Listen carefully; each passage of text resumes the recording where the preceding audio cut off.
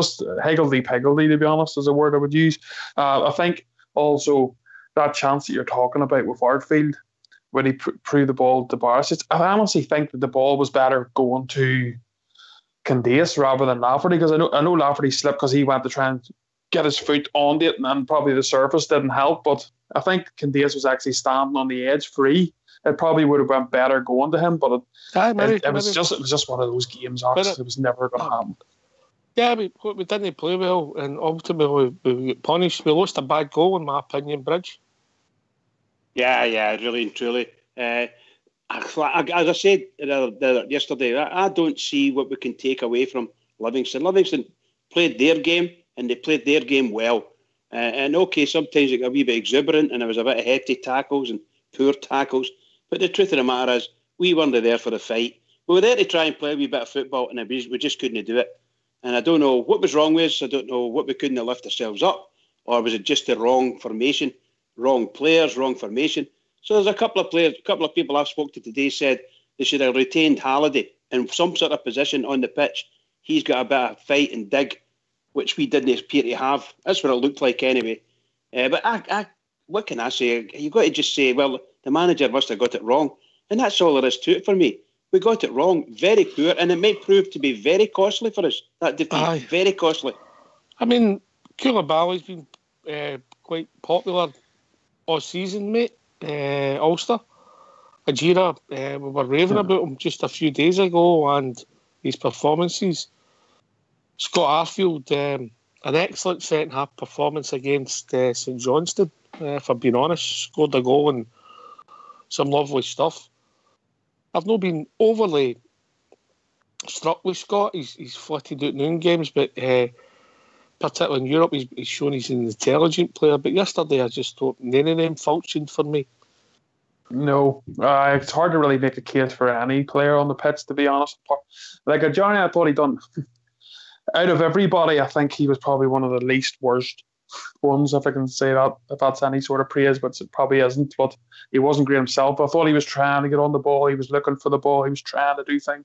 It wasn't really happening for him. But I don't know if it's a mentality that we have. Do we expect to just turn up against the teams like Livingston and beat them? I don't know if that's a mentality that's in our squad, and if it is, it needs took out of them pretty soon, because you have to show these teams respect. You have to play the football. You have to play your best football if you want to get points in places like this. And I think it's a wee bit different from last season, because last season our away form was pretty good. Our home form was pretty dire, but we've seen the sort of doubt our home form, and unfortunately so far in the league, away form's been pretty poor, to be fair. Look, excellent performance at Pittodrie under the circumstances. Deserved to win the match. For me, we some great spells in the first half. Come back twice at Fir Park, went 3-2 up at half time. Should have been good enough to see the game out. Manager got it wrong. We then went to Parkhead, lost 1-0. Arguably the manager got it wrong with the Lafferty playing it in the left hand side, trying to join Morelos. And whether we can't escape for the fact is, yesterday I'm no disappointed in the personnel. I might have played a slightly different team, maybe one or two players different. We can argue about that all day long. But ultimately, the shape was shocking, particularly in the first half. And he got it wrong again, mate. We've got to be honest. We can't escape it, mate. I know he's a new manager, and hopefully he's learned his lesson and we move on from here. Bridgeman? I couldn't disagree with that. And yes, you're right about the harping back to personally, I harp back to the Motherwell game. That's what that game reminded me yesterday, was like the Motherwell game, where it was most of the game, what they were doing was bombarding huge high balls into the box. And the disappointing part about that is a lot of the times they actually, they got the ball, or the ball actually bounced, which caused major problems for us. And we ended up flashing at the boys and ended up going to them. They picking the ball, second ball or third ball up. And that was something like similar was happening to us, what happened to us against Motherwell. And we really need to get that sorted out, because if teams are going to bump big high balls into our box, they're telling us they know that's our weakness, or they feel that's our weakness. And we have to go out there and say, no, that's no our weakness here. Just keep pumping them in here, pal. we'll just pump them straight back at you. But we're not doing that. It's unfortunate, but we're not. And I can't disagree with you. The manager, sorry. If you keep the ball in midfield and you're on the front foot and we don't get away. Absolutely. No, you're right. But in my opinion, yesterday, midfield was non-existent for most of the game, in all honesty. From picking the ball up perspective, and their distribution of the ball in some cases were quite poor. And yet, we ended up with, let's say, I don't know, what we have, 50, 60, 40, was it? In possession. Aye, but it was all closer than halfway. Just rubbish, wasn't it? Just rubbish. Sorry to say, but it was just poor. It would remind me a lot of the Warburton teams, that game. I think it was just all possession, done nothing good with it, and every time the opposition had the ball and attacked, they looked dangerous, and we looked nervous. It looked like they could have scored. And any time Livingston went up the park, especially at the start, because I remember a couple of really, really good chances. And I remember I was screaming at the TV, not that makes a difference, but right, get the heads of the Rangers, come on, because Livingston could have been 1 or 2-0 up. And I'm thinking, right, you've got off of it here, boys. Time to get the game heads on. Let's get into this game. Let's show Livingston a bit of respect here because they can hurt us. Let's play football. Just didn't happen for us, unfortunately. Run out of ideas. Your point, Bridge, the goal, it was a throw. I think it was a throw-in, and then or a free kick. I can't remember it in the our left, their right. And I don't know what Scott Arfield was doing. He was pointing and never went when he meant to. And Barisic, look, we've all fancied him. We brought him in again. Weakened the tackle, mate. Yeah. Brushed aside, and then the boy came in, and Candias never chased his runner. The ball then went to the guy, and the guy, he hit it in all right, went through Allen's legs, but he's pretty blameless, really, because it was so close in. But a combination of, none of it was up in the air, Bridge. None of it was high balls. No, you're right there. The ball was on the ground for that goal, no doubt about that. But, I mean, all the other dangerous ones were corner kicks, free kicks, long throw-ins. We just didn't, we weren't competing properly for the ball. That's what I felt anyway, which left them, when they got the ball, they were very dangerous. When the ball went in, it was always dangerous. The goalkeeper was kicking the ball from just outside his box, and it was right up, very close to our 18-yard line, and they were still getting the ball and winning it. And that's the saddest thing. Then again, that's the type of pitch it was as well. It allows a long game, and they played the long game for big chunks of that game. Aye, I mean, look, I think it's quite refreshing that Nanes have come on and said we blamed the pitch, but I think that was the factor in the performance, mate, because we were sluggish and lacked determination. We were setting to a lot of setting balls, and they looked a lot more comfortable on their feet also than we did, whether we like it or not. Oh, yeah, definitely, mate. This is it. But then, the argument, I suppose, is Livingston play on this pitch. But I think this pitch has only been laid, to be fair to Livingston. It's only been laid at the start of this season. So they're sort of new to it too, and they've done well on it at home. They've played pretty well away from home as well. I think people probably thought Livingston would have been the whipping boys in the league. Hasn't came to pass. They've played pretty well and got some good results. So I'm not taking anything away from Livingston, but I just think the pitch maybe got into our heads. I don't know if it's a mentality thing, Ox, from the start of the game. You've seen a few of our players slipping all over the place at times, and we just didn't get the grips with it. But you can't blame the pitch for someone not passing the ball 5 yards or 10 yards. The simple passes we didn't make, and you can't blame the pitch on that. Bridgman? Can't blame the pitch at all. Absolutely no way you can blame the pitch other than for our own incompetence sometimes. And it might even be something as simple as, have you got the correct footwear for that pitch? That's the kind of questions I would ask. How come people are slipping? And it seemed just to be our team, didn't it? There was 3 or 4 Rangers players were slipping, and I'm thinking, why are they slipping in a pitch like this? Has it been watered? When you're confident, mate, when you're confident, you don't seem to slip, mate. Correct. So something happened anyway with them, and they just couldn't to me, they just couldn't lift their game to the heights of the previous week. Simple as that. And I was speaking to Fox last night about the plastic pitches and the grass ones. And he says, do you know the difference? I says, well, aye. He says, no, but do you know the real difference? I says, what? He says, I like smoking the grass ones. Well, there's George Logan in the lobby saying that he was on the pitch before kick-off. And he reckons the players had on the wrong boots. There you go. So there might be something in that. Well, I'll tell you what, if that's the case, and we'll take George's word, right? We'll take George, he's right. If that's the case, somebody in our coaching staff should get sacked. If you've went into the surface and you know it's unusual, you've got to spend a bit of time looking at the footwear and making sure you get the right footwear. That's somebody's job, mate. We're a professional football team. It's no Rangers Radio turning up for a game of five-a-sides.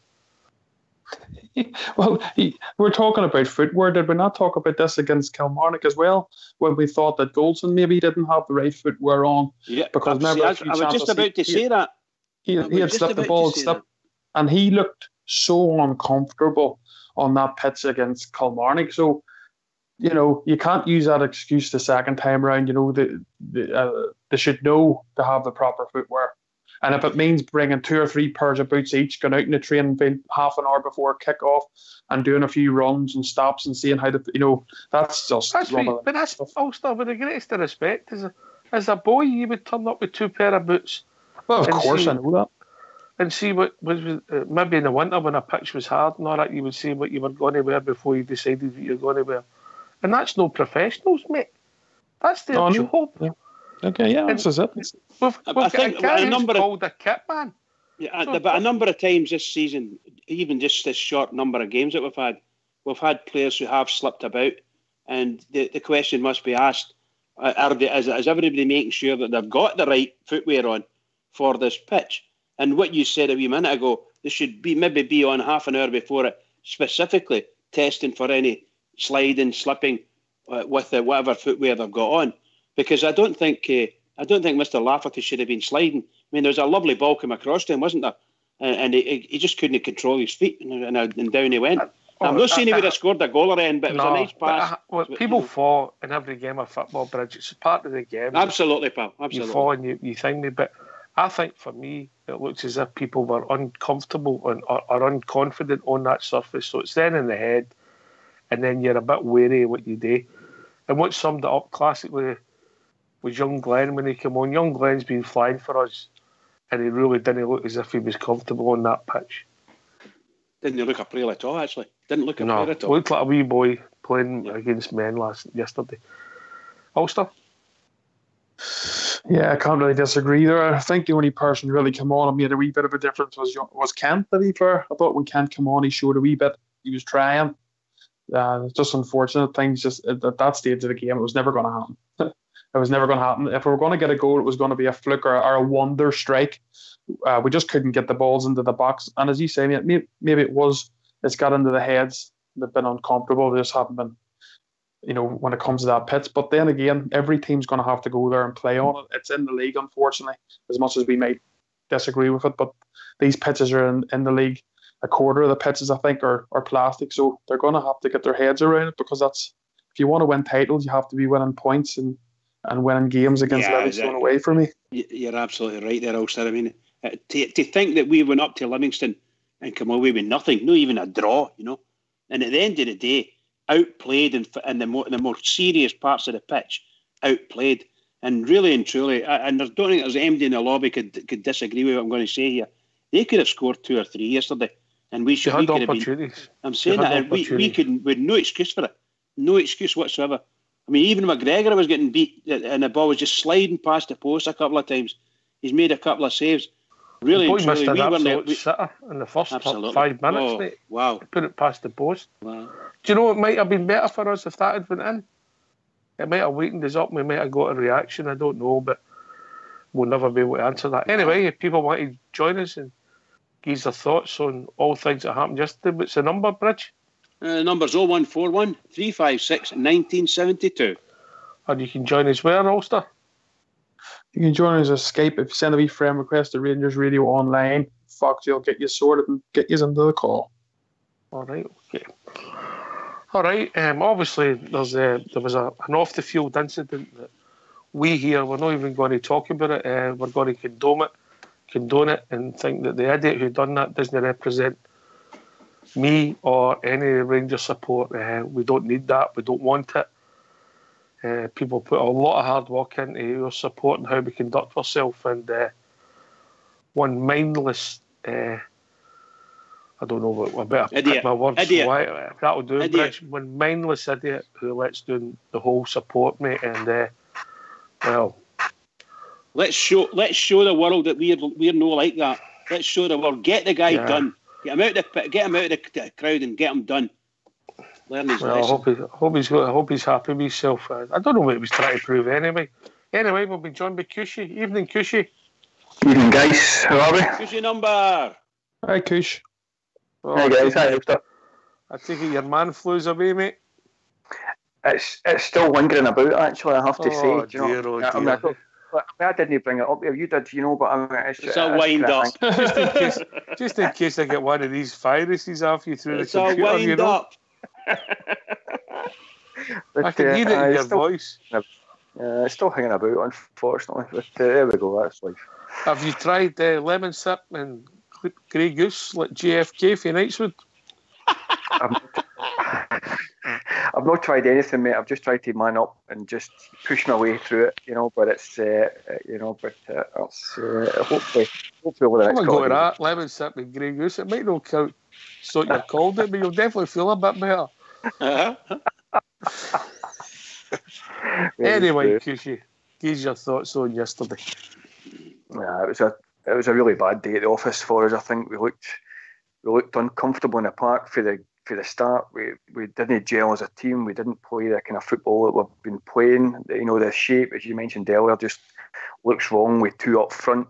Morelos and Lafferty, though they haven't had much game time together, don't really seem to be linking as a pair. I can't recall one time when they really passed to one another. So really bad day at the office. I think I could be completely wrong, but my perception was that with the slight changes that we made to the team and the formation that we put out, we maybe underestimated the task of Livingston, and if we have done that, and if Gerrard has kind of underestimated what Livingston were about and how to break them down, and that may have just transferred itself a little bit of the team, because I felt we just looked completely flat and lifeless the whole 90 minutes. Can you explain that formation in the first half to me then? Because I'm still trying to work it out. I can't. I just don't like it. I don't like the way that's set up. I don't. It didn't really work for us previously when we tried Lafferty up front as well, and it certainly didn't work there.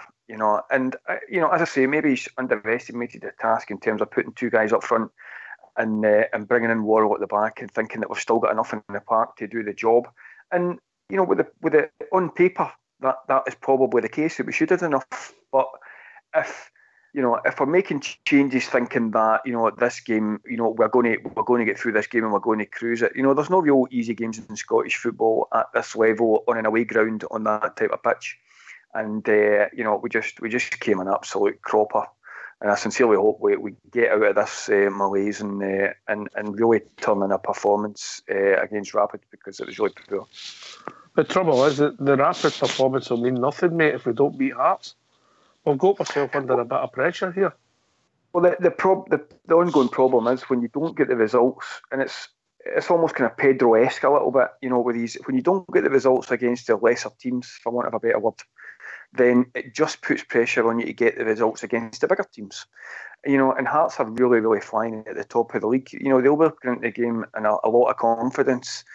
And anything can happen in 90 minutes of football. We've seen that against an Aberdeen game, getting sent off after 17 minutes, was it? And in the Motherwell game as well.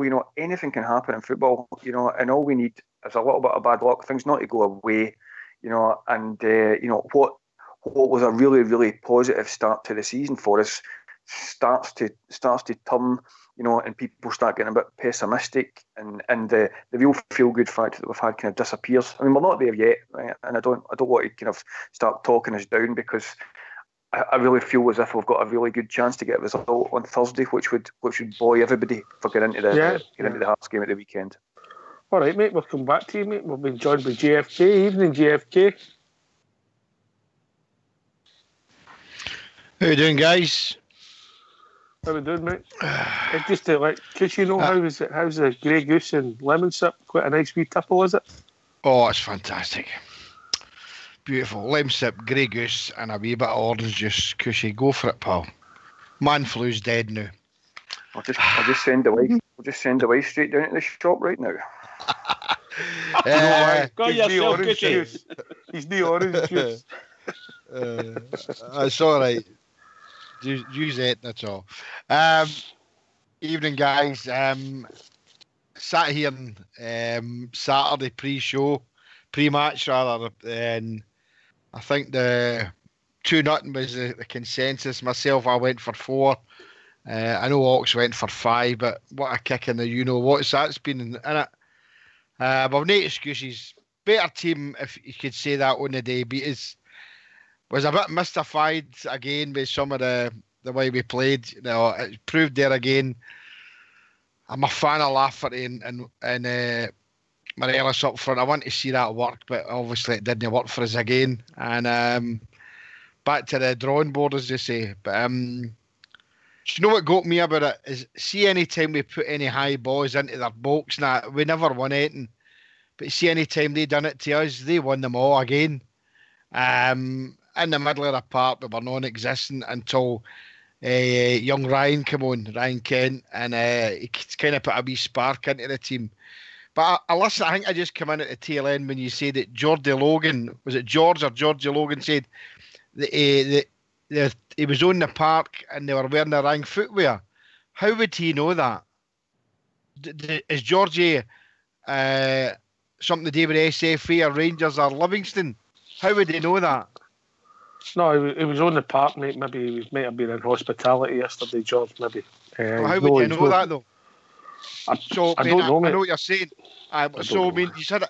I heard he's having a lengthy discussion about that. I just think that the players, I mean, maybe it is doing to footwear. I don't know what George's. I mean, once you come in and talk about it, fine. But I just think that the players look very uncomfortable on the pitch. Whether they were there in their bare feet. I would agree with him. It was in both of them. It was in their head and it was on their feet, mate. Definitely, Ox. And you hit it right in the head when you said about young Glenn Middleton. You know, he just looked like a wee boy. I mean, I know he is a wee boy at 18, but he was a wee boy lost on the park. So was quite a few of them. The big guy Worrell just wasn't at the races at all. Well, nobody was. It was an incomplete performance. Everything was slow. Everything was cumbersome. It was. You know, we took so long to move the ball, and then we took so long to move it. They're back in their shape, cushy, and then we're struggling to break them down. Yeah. I don't think we ever got them out of their shape once the whole game. You know, we were, moving the ball from side to side was just so slow. The park was to blame. But if you see the park as a slow park, then try and speed up your play and try and put a bit more on the ball when you're passing to one another and be a bit sharper. We just didn't do that. You know, Ageria for me it's just taking too many touches in the middle of the park, and he's the man that we're looking for who has got good technique, and we're looking for him to either take one touch or at the most 2, one touch, and then ping in a pass to someone that's nice and sharp and quick and get the pace of the play up. We just never done that, and actually every time it hit Ageria, the ball just stuck to him and it just slowed the play down and allowed Hamilton to get into their shape. You know, you're absolutely right. I don't think we moved them out of their shape the entire 90 minutes. It actually looked a relatively easy 90 minutes for that Livingston defence over the piece. Well, put it this way: how many saves did the goalie have, mate? I think he'd won for Ageria, I think, and that's the only one I think I remember. I think he had 2 saves, but the rest of it was all just pick the ball out the air, no problem. And the Morelos one as well, yeah, the close one, So that's it. And for a team which have been playing so well, I mean, let's be honest, most of these guys have been playing well up to now. I actually felt in the second half, even though we had a terrible first half, I felt we'd come out and we would step it up, because that's what we've been doing under Steven Gerrard over the last few games. A kind of lacklustre first 45 minutes and then coming out in the second half and turning in a performance. We didn't do that. We didn't do that at all. The only person I think that looked the part when he was coming on was Kent. Who was prepared to run at people and try and take people on when they come on. Apart from that, he done okay, wasn't he? He wasn't brilliant. And he wasn't, by no manner of means was he brilliant, but he done okay. looked to me. He was a wee spark for about 10 minutes. Ox, can I just jump in? Wait a minute, sorry to jump in here because we've been joined by George. George will come in and explain the footwear taste. George, how we doing, good mate? Man. Good man. George? Hello, you hear me? Hi, we can hear you, George. Hey, George. Right? How you doing, George? How you doing? All right. I was on the park. It was probably about an hour and 25 minutes before the kick-off, just as the Rangers team arrived, actually, because we got told to get off the park. The park was absolutely fine. The park is a brand spanking new laid park. I'm not saying it's grass because it's no grass, it's artificial surface. Everybody knows what it is. 2 minutes into the game, Tavernier went to play the ball up the line and slipped and missed the ball. Kicked the ball and slipped and fell straight away. That's 2 minutes into the game. 5 minutes later, Morelos done it. They've had the wrong footwear on us. That's what it was. Our team had the wrong footwear on. That's down to our coaching staff. That's down to Livingston know what to wear on that part because they're on it every week. We're a professional football team. Every day. We're Rangers, Ox. We should have someone doing that part straight away saying, what are we using at Muddy Park? Is it the same as Muddy Park? Let's get that one in the hangway. Our full team had the wrong stuff on. Alan McGregor done it. And it won the kickouts yesterday. Alan McGregor had a fine game yesterday, but his kickouts were terrible. It won the kickouts yesterday. He slipped as he got the ball and it went out. I was sitting opposite side of the main stand. I was sitting in there, and that's what it came out beside us as well. It's not. I hate when people blame. If it's the pitch to be blamed, the pitch to be blamed. But it wasn't to blame the pitch yesterday. They had the exact same pitches as. I can't prove this, George, but it looked as if it was also in the players' heads. I'm not making excuses. That's what it looked like. For Big Worrell, I would probably say that straight away, Ox. Because when he slipped, Big Worrell slipped, and I think it was on his head straight away, and I think that's what happened. And I think that honestly what happened. The pitch has only recently been laid, Ox, and a boy who was standing beside us, it was that Echo Sport that laid the pitch. And seemingly they're one of the best debutees in the one up at Dingwall as well, seemingly. And the boy who was standing no far for us was rolling a ball about, and he said you can actually see the difference in the roll compared to Kilmarnock's. So Kilmarnock's must have a bit of bobble in it, whereas this one's completely a level pitch, and it felt like it was a good park. I honestly believe it was a good park. I honestly believe that Stephen Gerrard picked the wrong team yesterday, and our team had the wrong footwear on. We dust ourselves down and go on the next week. That's what we need to do, Ox. See, making excuses and things like that. And by the way, we'll condemn the guy who was sitting in front of the tape, flung the whatever it was, a coin or a lighter. That's no Rangers way of doing things, by the way. And I hope he does get caught, Ox, because that's like puddles drinkers would do things like that. We didn't do things like that, and I really hope the boy gets caught. Here, George. Hope he's proud of himself, George. Hope he's proud of himself. Well, things like that, Ox, things like that reflect on you, reflect on. It was on national news. I got exactly. Somebody told me it was on a London rock station today. It was on the news. Go. Absolutely terrible, absolutely shocking and by the way, Rangers fans didn't do that, things like that. That's other people that do that for the other side of the city, do things like that. We didn't do things like that. But we done it yesterday, George. That's the problem. Right, well, that's the thing. We need to get that cut out our support because we're not like that. And I seen somebody last night saying Rangers fans are a disgrace. You can't argue it because it was a Rangers fan, and that's one of these things. But anyway, go back to talking about the football. But I would just get that lad or last whoever it was, put it at the stand and just get him banned for life at every footballer and make an example of him. Yeah, absolutely. Here. You'll not hear any complaints from anybody on here. Jimmy, sorry, mate, you were coming in there, mate. I was good at George coming in there. Cheers for that, George. You remember, guys, I'd said weeks and weeks ago, one of the first times I came on to Rangers Radio, and had any of you ever seen any the Livingston games on the telly or whatever that? And I think to a man he said he's hadn't. And you remember I said he's away back then about what I deemed as the black snow or the black water. And I know what George is saying. It looks as if it looks a good park, but it's a midnight park. It's a rubbish park, right? I know guys that have played on it, right, as a recreation, and they said it is rubbish. You see, because when you're kicking that up, trying to get a purchase on the ball, a good kick on the ball, it just throws up all the black pellets and all that. I'm not. What Georgie said probably right to a certain extent is that the players didn't have the right footwear on, and I wouldn't blame the coaching staff for that. Look, players knew I'll probably get 4 and 5 different pairs of boots for different types of surfaces. Long grass, short grass, AstroTurf grass, or whatever it's going to be.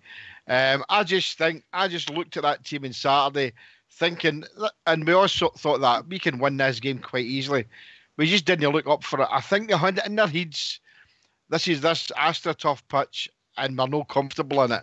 And not one of us looked comfortable in it on Saturday and Sunday. And I thought, right, it's no up for us.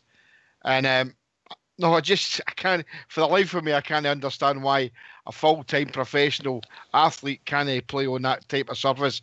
No, even to a better ability than our team did on Saturday. That was rubbish on Saturday. Not Waterman played good at all. No. Cushy, we started bad and got worse, mate. That's the truth. As I said earlier, I was hoping at the second half we would see an improvement. Which we have done, but it just didn't materialise. And when you discussed Middleton earlier on, when he came on, and he really disappointed me because he was like Bambi when he came on a little bit. He just didn't seem to be comfortable. And just in what George is saying earlier on, ultimately I don't think it matters whether we think it's a good park or whether we think it's a bad park. I think our players have got it in their head that they just don't fancy it, full stop, and that's a deciding factor. And the boys at middle Koulibaly, for all the praise he's been getting at the start of the game, just didn't look interested at all. And I didn't see him particularly slipping or anything like that, but he just didn't look interested. And I think that the park itself and the surface that they're playing on has got a little bit to do with that, because whether they're professional players, it may well be that they think that the potentially there's more chance of injury, or and they're protecting themselves and protecting their careers. I don't know, but I was looking at some of the tackles that we were trying to put in, and it was quite obvious that we were pulling out of them to make sure that we weren't going to get involved in it. I remember a particular one for Candace in the second half. Oh, Cushy was still talking there, Ox. All right. Augusta. Can you hear me? Can you hear us, Oxchair? Cushy, you keep talking to it, Cushy. Go ahead, Cushy. Finish your point. Now coming after you, bud. I thought it was. I don't think Ox can hear us. Looks as if Ox is left for a while. But yeah, I just don't think as a team we just look comfortable, and I think I think the boys were protecting themselves. We didn't look as if we wanted to commit to challenges, and I think it was just a case of let's try and get out of this game with as little damage as possible. And maybe it'll be the injury to Murphy earlier on in the season has contributed to that, because nobody wants that type of injury and be out for the rest of the season. And you're talking a potentially career limiting injury, and if that's in the back of their heads, then there's no way we're going to go to that type of ground and turn in a good performance. Unfortunately, it's not in the Livingston lads' heads, and they're right up for it. So it's not a factor for them. The funny thing is, because you going with that attitude, you might be more likely to get hurt. Well, indeed, this is it. Indeed, yeah. So it's something that we're going to have to tackle, and Gerrard is going to have to tackle, because it looked to me like an awful lot of players were just protecting themselves yesterday, and that's not the way. That's not the way to win a football match. Yeah, can I come in and Ox? Yeah, I think. Of course you can, Bridge, and then we'll go to Ulster. Right, but it's just to say, because I agree with you, I'm mystified by the, shall we say, the lack of Rangers teams, irrespective of which one it is, unable to lift themselves when they see or feel the players that they're playing against. They could see the way they're playing, the way their demeanour, everything about them is up for the game. And I don't understand why we can't say to ourselves as a team, or even the coaches say to them, you need to lift your game, come on. Because just as you said, there were some parts in that game there, you thought, well, they're not going to go in for that tackle. Whereas if it had been at Ibrox, they might have went in for it. So maybe you guys are right. Maybe the pitch thing had got into their head a wee bit. But it's very disappointing from me anyway, and I suppose for every Rangers fan. But that performance was very poor and so unlike us, particularly when we visualise that against our home team, our home form. I'm just desperate for the day where we're right into the game and we're playing well at the back and we're attacking the ball at the back. Just attack the ball and get it right up the park again, out of the way. That's what we need to do, because we're just somehow or other we're allowing that ball to come in and it's dropping down. We're not getting the header in, or it's just dropping down and they're picking up second ball or even third ball. And that's what that goal was. That goal was a third ball goal. No problem at all. The boys just put it in. Unfortunately, the goalkeeper get through the goalkeeper's leg. But really and truly, they could have scored 2 or 3, seriously. That's it. Ulster. No, I agree with the boys. I think, as you say, you go into the first half, you're probably thinking, right, okay, we could have been 2 or 3 down. We're not. It's only 1-0. We haven't played good, but we're good enough to come out in the second half and blow Livingstone away. But that's what I thought would have happened anyway. I thought we would have got a lot better in the second, because normally when we go in at half time and we haven't played well, when they go into the gaffer, they seem to come out a better team. Unfortunately, never seem to materialise. I think it's a bit, Cushy's correct as well, because lately we've been playing 1 or 2 touches of the ball. We pass the ball to the next player, and that's the way it's been. And we've cut teams pretty open. Unfortunately, players seem to take double the touches. You see people maybe taking 3 and 4 touches, trying to compose themselves and pass it on. And I think I agree with you when you think it's maybe just a mentality that was in the team, maybe worried about getting an injury, but it's just something they're going to have to get over. They're going to have to get used to playing these pitches, because you need to get points in places like this if you want to really put realistic challenge into the league. And it's just something point. It's a great point you make, Ulster, about the touch. I thought it was quite deliberately. We were always taking an extra touch yesterday for me, GFK. Definitely, Ox. Ulster's made a lot of cracking points here. We were very, very tentative on the ball. Our passes weren't crisp. We were taking that wee extra touch, and that wee extra touch then causes a bit of doubt, and that gives the opposition player a chance to come in and win that ball for you. Ulster's made some cracking points here, and we played through the whole game like that.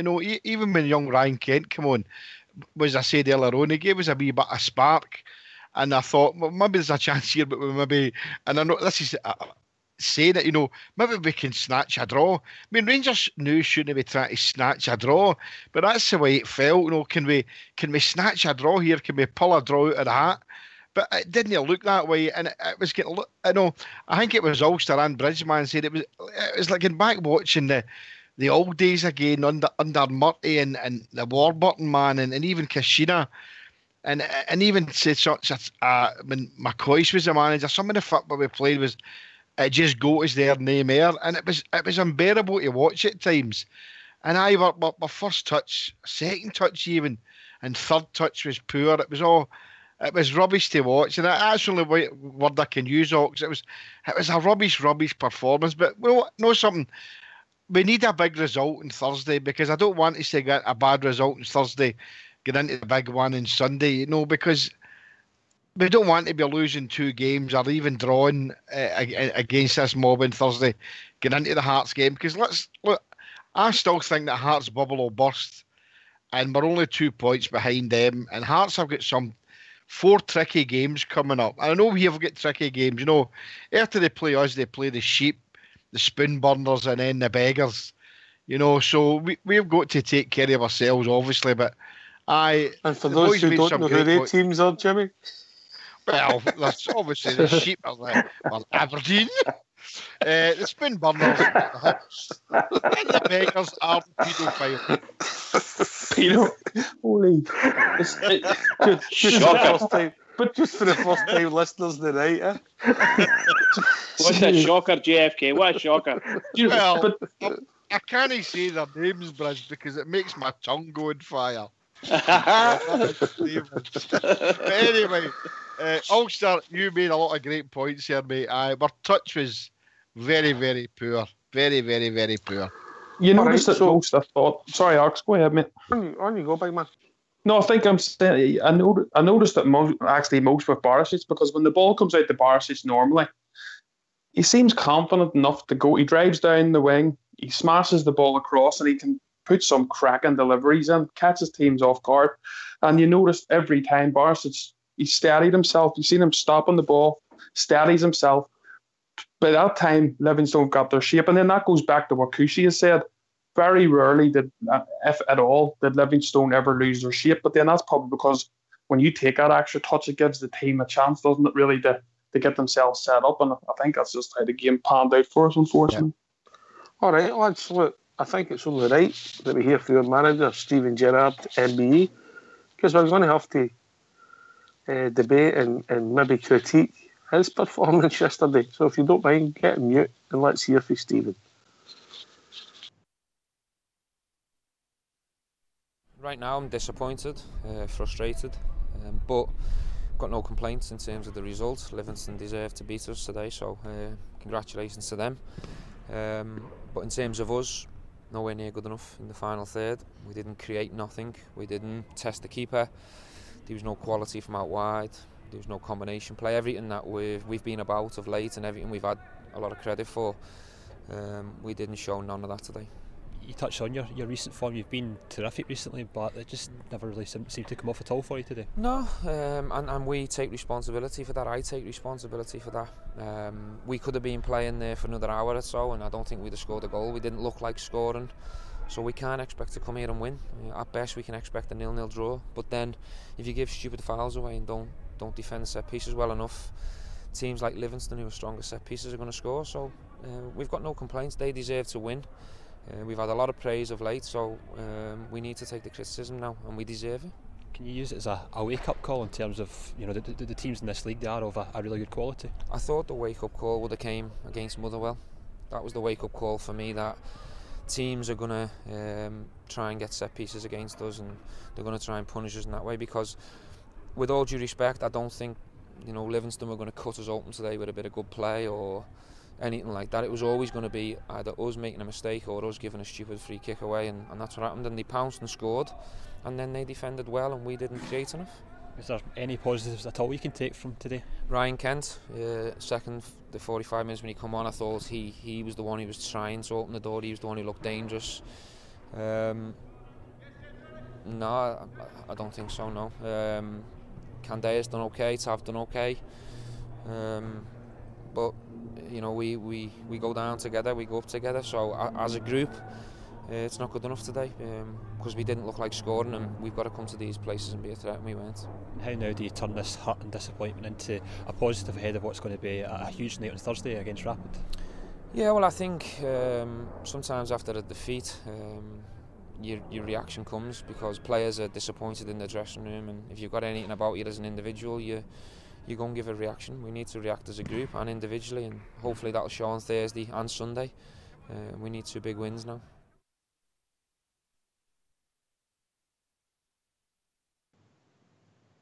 All right. Thanks for that, Fox.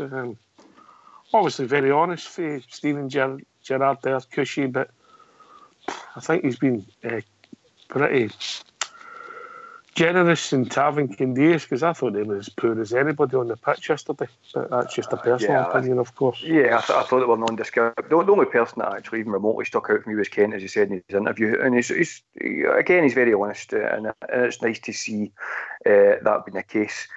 You know, but my critique of Gerrard for yesterday would have been A, the formation. I just don't think, and a couple of times that we've used it, has worked, and B, it's quite obvious that Kent has been playing well for us in the last few games, and Gerrard has said that as well. So if the more important games are the league games, why keep Kent on for a full 90 minutes against Dare, and then drop him for this game against Livingston, which is in the league and is arguably there for the more important game? That simply did not make any sense to me. If Kent is playing in it as well as he is, and he's as important to the team as Gerrard thinks he is, and I think most of us are coming round to that fact anyway, why keep him on for the 90 minutes against Dare and then drop him for this? It just did not make any sense to me. You know, I thought we would see Kent on from the start against Livingston, simply because the boy's been playing really well, you know, and absolutely deserved it. So it made absolutely no sense to me. And the formation with 2 up front, I don't think is working. And this floating role that Candias has got up front, I've hated that since the day in our Gerrard started it. I don't think it suits Candias. I don't think he looks comfortable in it. I don't think it's working for him. You know, and I would much rather see Candias stick to his partnership that he has with Tavernier out on the right hand side, that has worked so well for us, and we know works well over the last few years. So I think the manager is due some criticism, because I think he's made some mistakes in this game. But you know, given his interview there, then I'm hoping that he's learned his lesson from this, because some things that he's doing are not working, and I don't think he can just keep, you know, kind of rotating the squad when he's got players there that are nice and that are fresh, because we've not had a hard the last few weeks, and we've only got two games to go, and then we're on an international break for 2 weeks. So it's not as if this is a huge, we're in the middle of a huge amount of fixtures at the moment. We've got 2 games and then there's an international break. So get your best team on the park for these league games and pick up the points. And then if you see your players are getting jaded, start rotating your squad at that point, but only at that point. Up to then, you still have your first 11 on the park. Bridgeman? Well, you can't disagree with what Cushy was saying there, and I think that to the manager and all his wisdom and his coaching staff, well, I'm sure we'll watch that game again and feel the pain as much as the fans are feeling the pain. And I doubt very much you'll see that set up again. I doubt it very much. They were very poor. Even our defenders, who have been quite good for most of the season, they've been quite good. They were quite poor. I think we said it after in the sort of post-match phone-in, and most people said the same thing. I don't think there's anybody. I think I would have given Ryan Kent a 6 because I think he improved the whole team when he came on. But the truth of the matter is, the rest of them were very poor. Even my favourites. Well, exclude the goalkeeper at this time, because the goalkeeper made some saves, and you can't blame him for nothing, really.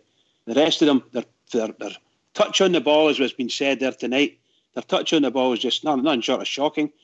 But it shows that with our midfield, our attacking midfield, we just never got the ball, because we never get any free kicks within shooting range, and that tells you a lot. So if you don't get a couple of wee free kicks that somebody can take a dig at, then you know you're not playing right. That's the God's gospel truth. You need to get these when you get these free kicks, it puts the pressure on the opposition, and our pressure was zilch. Nothing. JFK. Well, there's not really much I can add to what the guys are saying there. Right? I mean, the way he set out the team wasn't what we obviously needed, but we all talked to you before the game. Tell me what it was, mate. Tell me what it was in the first half. I don't know. I don't know what it was. I mean, I was surprised at why the Candace and Tavernier were playing.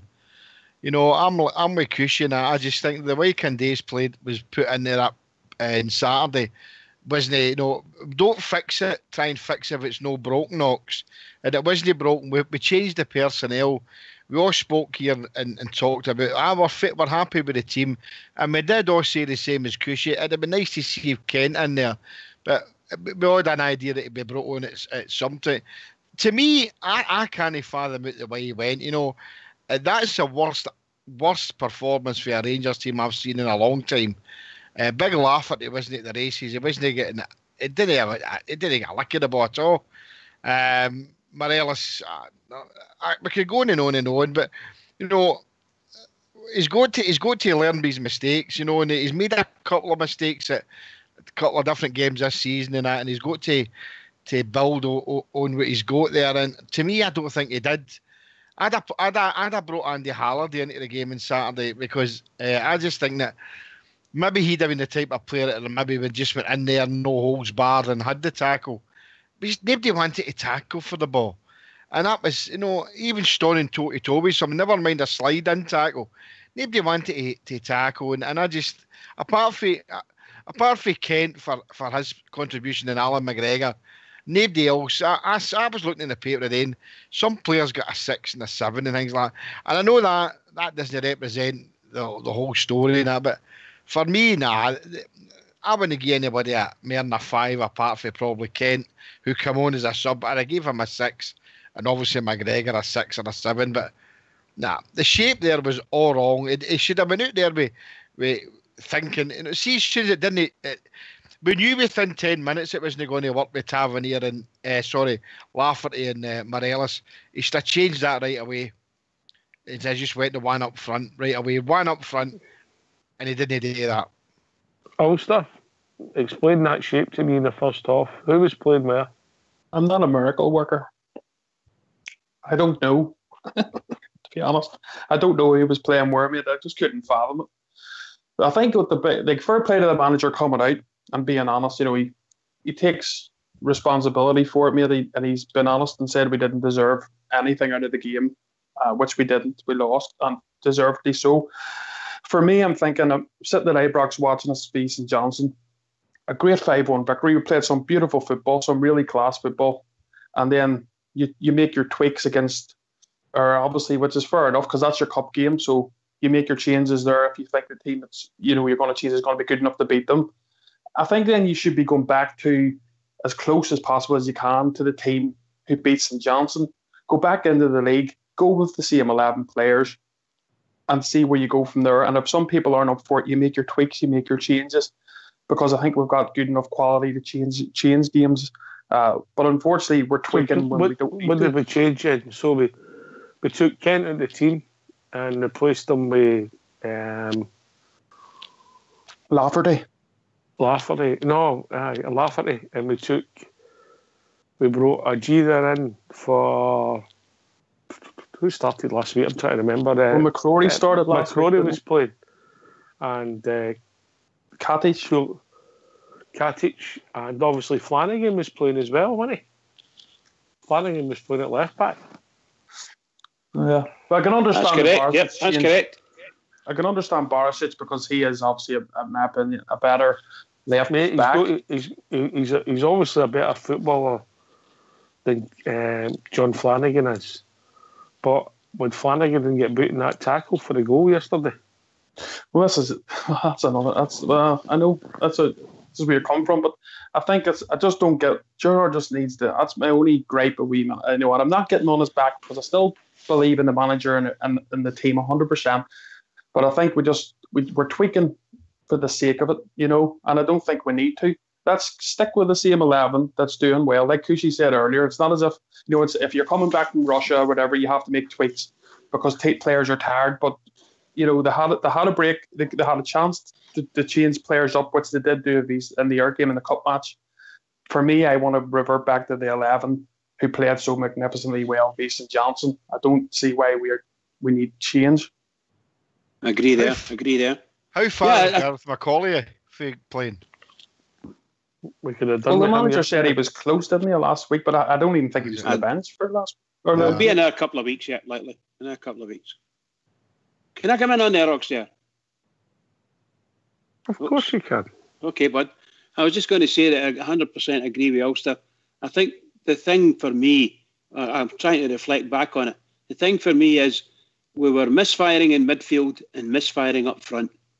The two guys up front, no matter whereabouts in up front you put them, they just weren't up for that game. They just were not up for that game at all. They hardly kicked the ball right, hardly controlled the ball. Remember you were saying earlier, they were taking 3 touches instead of 2, or 2 instead of 1, just to make sure they got their footing right on the ball and things like that. But that time, that's another fraction of a second away, and the defenders were in, who played well. Their defence played well. But our two up front, all completely off form for me. And that leaves you with nothing, because your midfield are misfiring as well. So, really and truly, I think we shot ourselves in the foot with the selection process, to be honest. And back to what the Oxtair said at the start, somewhere along the line, that pitch, irrespective of how we played on it, how badly we played on it, we weren't going to play very well on it at all because it was in the players' heads, and the possibilities that they were a bit scared and wary of getting tackled and injured. So we're paying for that, that's for sure. And I think that's the biggest factor. I think you can talk about the formation, and I didn't like his formation, and I would have played different players, but ultimately we've got a good enough squad to beat Livingston. I think the players just didn't fancy it, and they just didn't rise to the occasion for whatever reason, and that's why we get beat. Because we should be able to put 11 players out in the park and beat Livingston, and regardless of what formation we do or what players we put in there, these players are better than the Livingston players. They just didn't show it, and the attitude just simply wasn't there for them. JFK, you always rise to the occasion. So what's your secret? I've always rise to the occasion, mate. I love it, JFK. Pampas grass, maybe.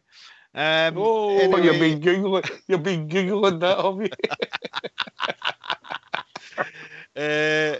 Bears Den's your place for that. Bears Den.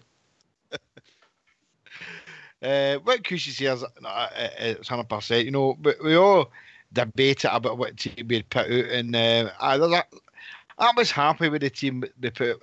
Although there was a couple of others I would have liked to have seen in there before the ones they played. I'd definitely have played Halliday, and I'd like to have seen Kent in there for the start as well. I went along with the idea of Worrell, but here let his sell down and let us down as well.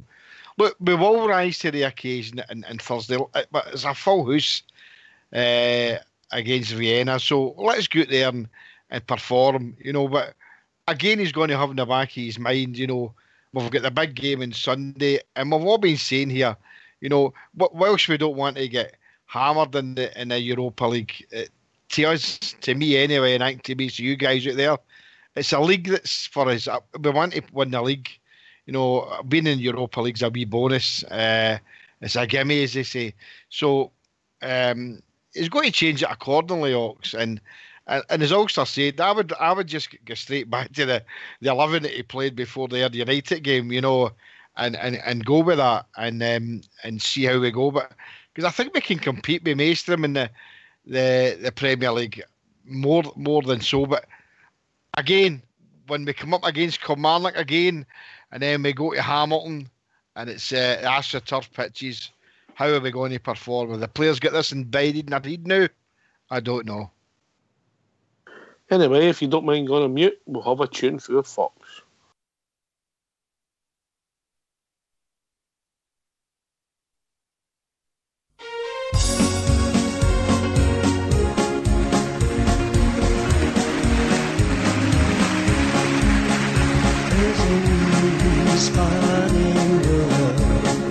It's a place of great fame. It lies to the northland, and Ulster's its name. It has only 6 counties, but all are renowned, and its emblem is a red hand, topped by the Queen's crown. Now the Germans came over in the year 41, and they tried to destroy us by bomb and by gun. But our history will tell them of others who tried. Our sons defended Ulster. They fought and they died. If a baby should speak to in his own rebel tongue, he will speak of our friendship. Why can't we be one? Just to point to the red hand, topped by the Queen's crown. Say we're side by side with Scotland, and they won't let us down. Like I'm brothers and sisters, that is all toast as one. That is drink to our Ulster, its heroes and sons. And while we are toasting to names we must join, that of William, Prince of our reigns, and the banks of the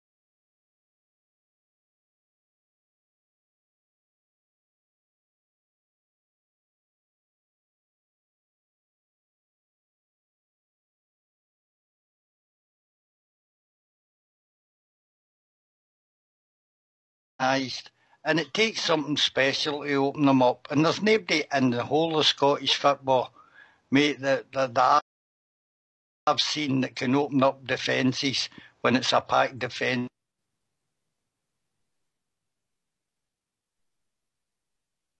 Yeah, their fans are complaining. I'm there. Is it not coming through? Oh, you died away there for a minute. Sorry, pal. Right, I need to re-kick one of our things. No, you're okay now. You're okay now. You're okay. No, you just carry on, mate. No, you're in full flow. Carry on. He's the fixer. If you think he's picking stuff down, so we'll have to work on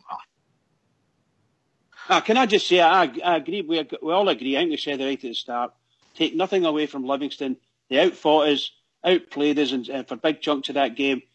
I think the possession-wise, we were talking about 60-40, but that was like passing the ball across back to the defender and so on and so forth, with virtually no real attacking possession that wasn't matched by them, in my opinion. So, really poor performance by us.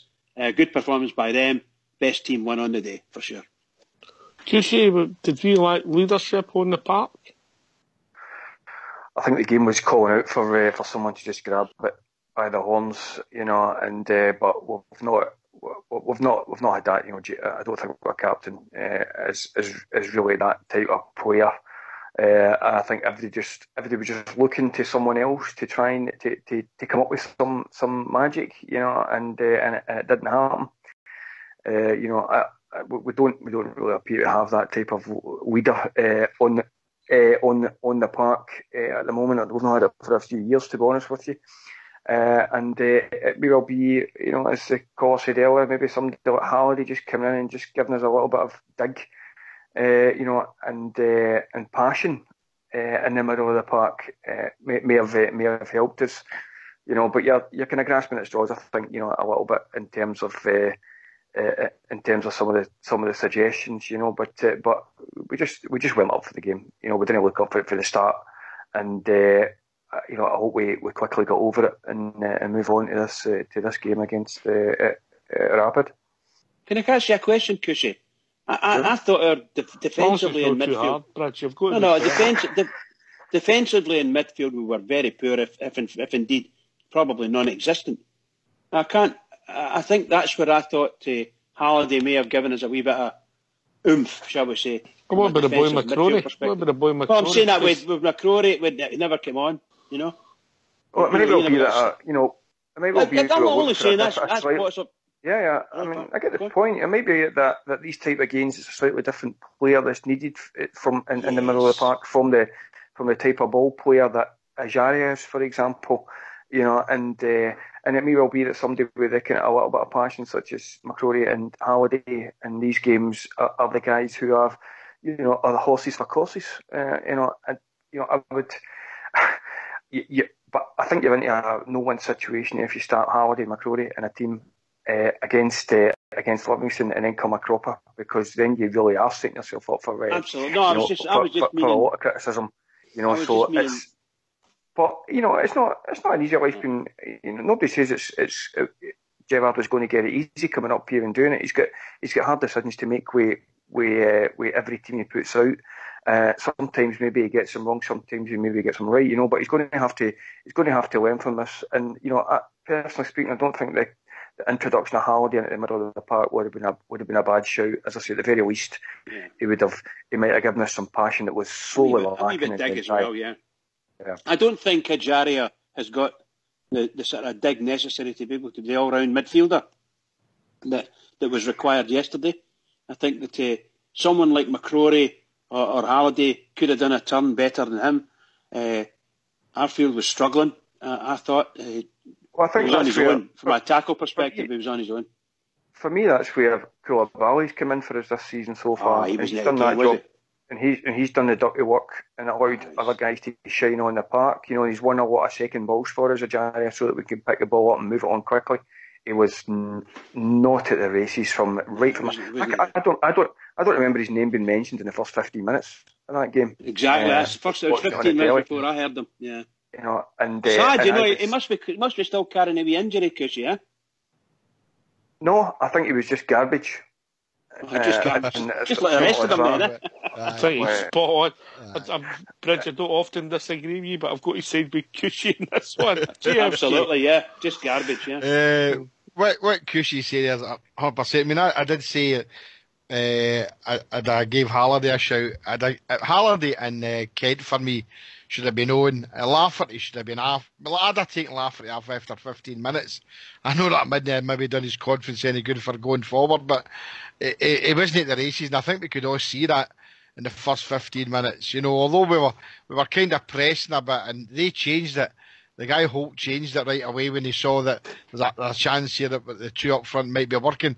But we needed a bit of dig in there in the middle. You know, it wasn't a game for McCrory either. But for me, the way Kent came on and made a wee bit of difference, and I definitely would have had Halliday in there. It wasn't a game for a Jarry or Koulibaly for me. Just know that the type of surface it was there. They don't want to be trying to play football in a part like that because it doesn't suit them. Defensively, we were really, really rubbish, as Bridge said, isn't there? We were garbage. There was nothing there good about the defence. And I think you said away at the very start, Ox, it could have been 2 or 3, mate. You know, if it was 2 or 3, that would have been what we deserved because we weren't at the races. But do you know, as Fox said there, Livingston played some really no bad football at times. But we contributed to that mostly by the way that we were playing. But but he's got to learn up. No, guys like Halliday, who've surprised a lot as well, were criticising them game by game, this and that. But no, give him a chance. I thought Saturday was a perfect game for to give Halliday a chance from the very start. But hey ho, it's done now. And as onward and upward, as I always say, and see what he does on Thursday. I don't think if we'd have changed the personnel, it would have made much of a difference. To be honest, guys, I know I said I'd have broke Katic on, but that was for the sake of corner kicks, which we had plenty, and maybe free kicks in. The defence didn't have a lot today. I know they carved open a couple of chances, but you're talking about 4 chances there the whole game, mate, and that was while we were pushed up the park. Our problem on Saturday was we couldn't get MD in between the lines. The line of 5 across the middle, both Lafferty and Morelos came in behind them, but we had only 2 players in there. We needed our midfield to get inside their midfield 5 to create openings. We failed to do that, and it was the tactics that were wrong. I don't think it was the personnel. All right, that's a fair point, mate. I've asked if somebody, and I'll go to the guy I know with a good upbringing and very intelligent in school. And I better wait for another caller coming in. To explain to me what was happening on the left-hand side in the first half of that match yesterday. Please, somebody going to tell me. Ulster. I don't know. See, to be honest, I thought when we were going to set up, I thought Lafferty was going to go wide. I thought Candias was wide out in the right. I thought Morelos would be through the middle. That's what the setup I expected, and it didn't happen. It seemed to be Barisic was out there on his own and Lafferty was in the box. You know what I mean? It didn't make sense to me, to be honest. It wasn't working from the start. We probably should have changed it, even if that was 20 minutes in, whatever the case may be, to change it, and we didn't. That's something we need to look at going forward. I think that's why Barisic looked as if he was out of position at times and not getting the ball, not getting down to get the tackles in, because he was the only one on the left side, in my opinion. He was the only one on the left side. It was actually running up and down the pitch, if you follow what I mean. What can you say? That's obviously something.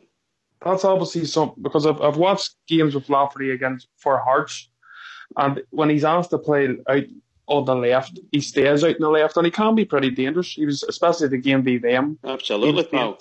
So it wasn't as if the players were not doing what they were told. They've obviously been asked whatever, maybe managers asked Lafferty, when the Barca gets the ball on the left, come you into the boxes extra height, but it just didn't work. Well, where was Arfield playing? Where can anybody say where he was playing? I tell you what he done position was he yesterday. playing? He was marking Goldstein and Worrell, mate, for the first half. He definitely was not very good at all. Not very good at all. No, but as I'm saying, Bridge, where was he playing? What was he? He was supposed to be playing in midfield, of course. But exactly. But we were watching in Morocco. What was he doing? Where was he? He wasn't doing very much. That's a different argument. Where he was playing. No, it was he doing. Can I just say, you guys have been played. joined by Blue Shadow. Sorry, Evening Blue, how we doing? Blue Shadow. Coach, man. Or you can carry on there, Bridge, man. No, I was just going to say, all the guys we've all played football of some description. When you're out in the pitch, sometimes when you get up a wee bit of different levels of football, it gets a bit more serious, and the personal battle becomes everything about the game. And you're out in the pitch there, and if you're winning your personal battle with the players round about you, the opposition round about you, if you're playing well against them and you're winning your wee battles, there's nothing anybody can do. Your form and confidence and everything about you, the mobility, everything's all up there. And the opposition look absolutely dead against you, if you follow what I mean. And that wasn't happening for Rangers. Livingston's players, they might not be better players than us in any stretch of the imagination, but my goodness gracious, they fought for everything, and when they won it, they played it properly for themselves.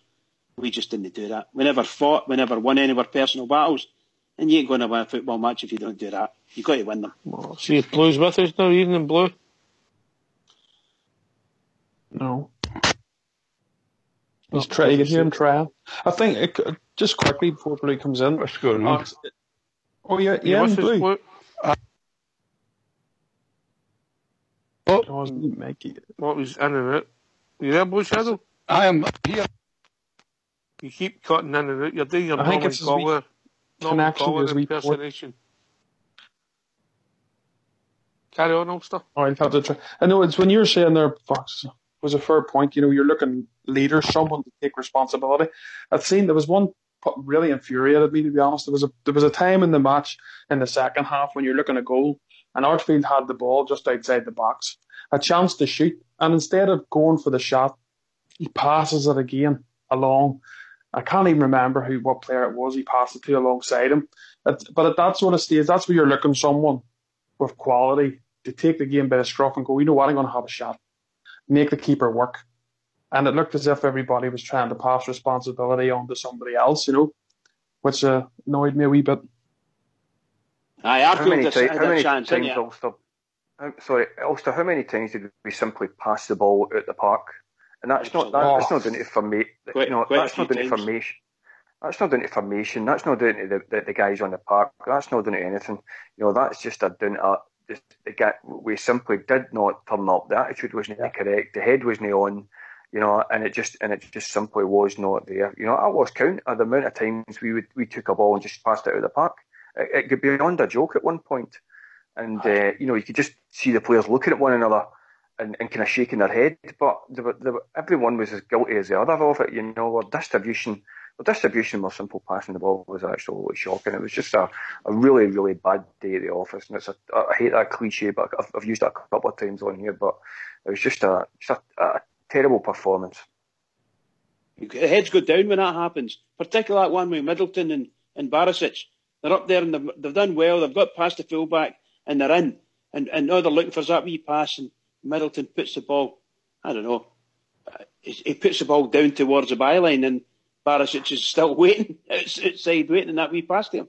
There was one in the first half at Barisic is out on the left, and I think we'd actually beat a couple of the men, and he decided to stop, turn round, and passed it. He tried to pass it back 20 yards back up the line, and passed it out. And I was just looking at the screen saying, what are we trying to do here? What is the point of doing that? And it just it never get any better. I'm hopeful that our manager... Blue Shadow's with us now. Okay. Blue, you with us? That's a sin. Oh, I think it's something wrong with his wee headset. You can hear the wee connection coming in. Like. He's come, yeah. Anyway, well, you can remember your point, and then we're going to hear through our leader on the park yesterday, our captain James Tavernier. Carry on, Bridge. No, I was just going to say, it's sad when all these things happen, but I'm hoping that our management team are doing the right things right now, speaking to the players today if they were in. If not, it'll be tomorrow, and getting themselves ready. And that performance has got to be right out of their mind. It's got to go right out of their mind and forget all about it. Don't dwell on that. If they dwell on that, it could be nightmare territory. So next game's ahead is big game, huge game at Ibrox. For the next 2 games, huge games. All right, get a mute and let's hear first skipper James Tavernier. Dropped 3 points. These are games like even last season. These are the games that you look back on and points that you dropped and you can't come to places like Livingston and drop 3 points. It's strange as there's been no real sign of this performance and result coming, because the boys have been terrific in recent weeks. Yeah, we've been terrific in certain weeks, but we've got to continue that. We've got to keep that momentum going, and today in the final third we weren't good enough. We didn't test Liam in net enough, and we didn't get enough shots off. We maybe kept good possession, but we didn't do anything with it. So and scoring off the second balls of a set piece is another thing we need to work on. Fans have obviously come through here in huge numbers, as they always do, and they've obviously really disappointed with what's happened today. Do you have a message for them?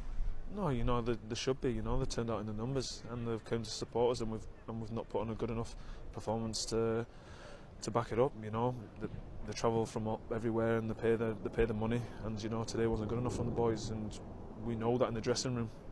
And it's only. I only can apologise on behalf of the boys for the performance, but we need to step it back up for Europa on Thursday, so we need to have a look at this and just move on. As the captain, do you have a really important role between now and Thursday in terms of getting everyone up for what, as you mentioned, is going to be an absolutely massive night? Yeah, it's a massive night. during the weekend training, got to get the boys going again. We're going to still hurt. It's going to be a bit of a hangover with this lingering around, but Thursday's an important game. We've got to forget this one. We know it's 3 massive points that we've dropped, but we've got to get all the boys ready and fired up for Thursday, and hopefully we can put 3 points on the board in the group stage. Thanks for that, Fox.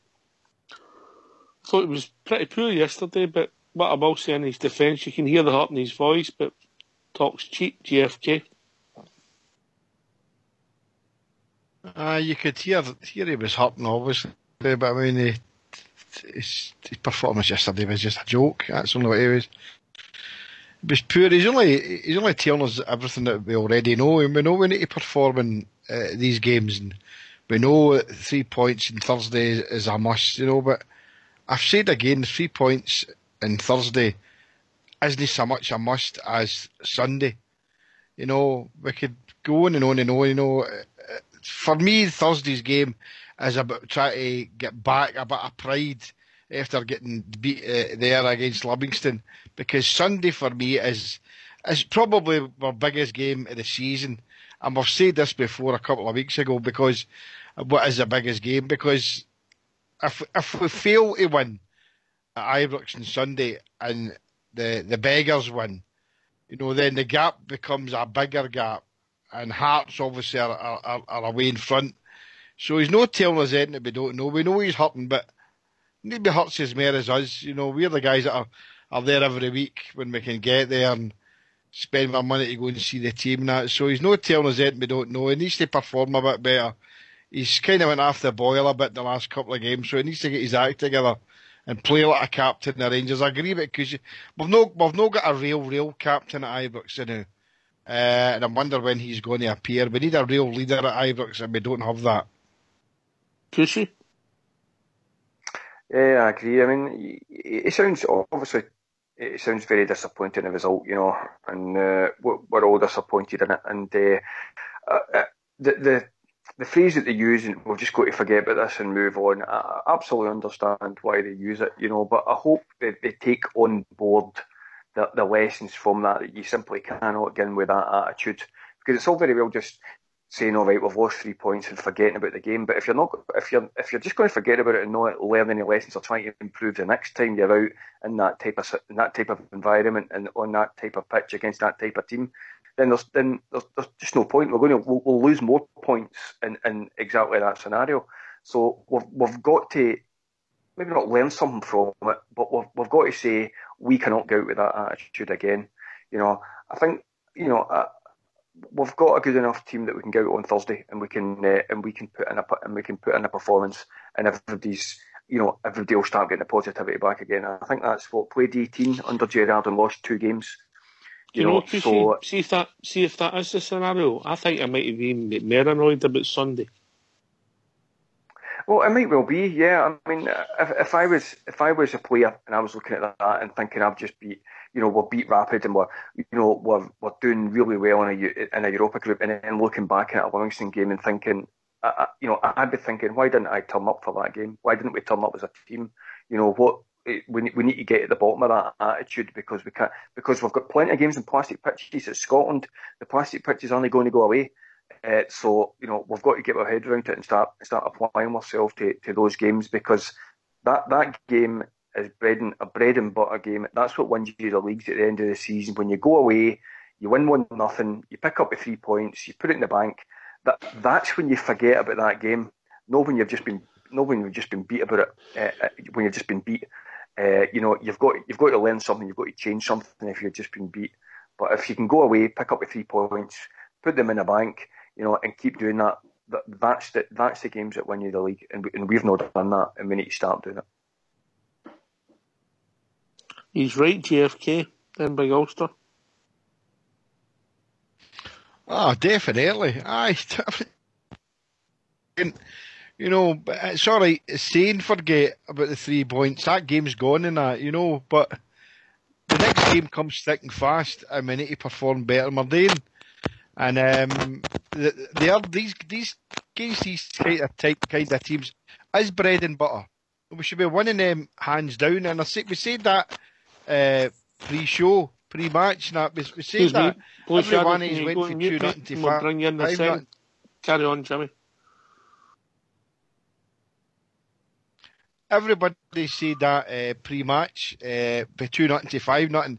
We were on this in the same boat, saying that, look, this is a team that shouldn't live with Rangers on the park. And we didn't live with them in the park right enough, because we were rubbish. So we need to be winning these games, and there's plenty of these games in front of us. And it's all right if we beat Hearts on Sunday, but what happens when we play Kilmarnock? We're playing Kilmarnock the international break thing, and we're playing them at, I think if I'm right, I think we're playing them at Killie, aren't we? So we're coming up against another AstroTurf Park, and these are teams that we should be beating hands down, and he's got to remember that. And I still say that we need another captain. He just doesn't look like a leader to me on the park, and I don't think it's too early or late to say get to somebody else that would maybe show a bit of fight in him. For me, he's not got any fight. All right, I think Blue Shadow's with us now. How are we doing, Blue?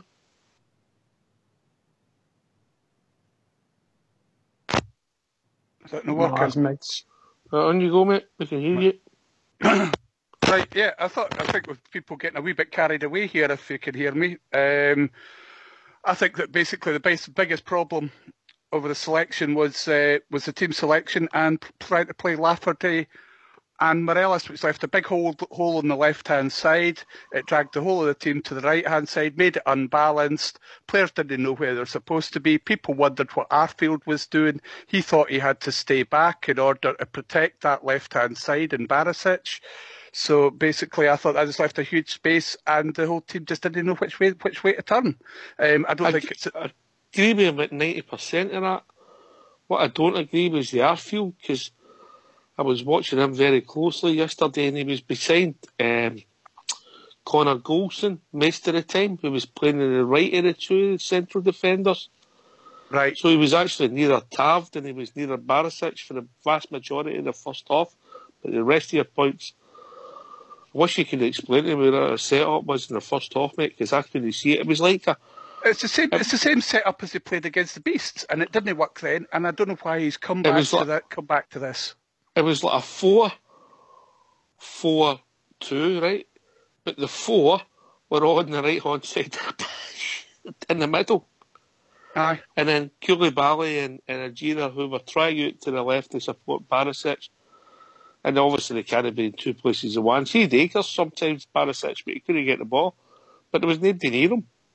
Nobody on that side, and of course with having Lafferty, who doesn't work backwards and forwards like perhaps Ryan Kent does, or Candias on the other side, where he's normally got the space to operate in, but there's no space for him to operate in because everything was coming down the right-hand side, and they knew that, so all they had to do was double up, and there was nothing we could do about it. To me, for the whole thing, falls down on Stevie Gerrard and Gary McAllister's heads. The team was totally set up wrong. The tactics were wrong. The team quite clearly didn't believe in what they were doing.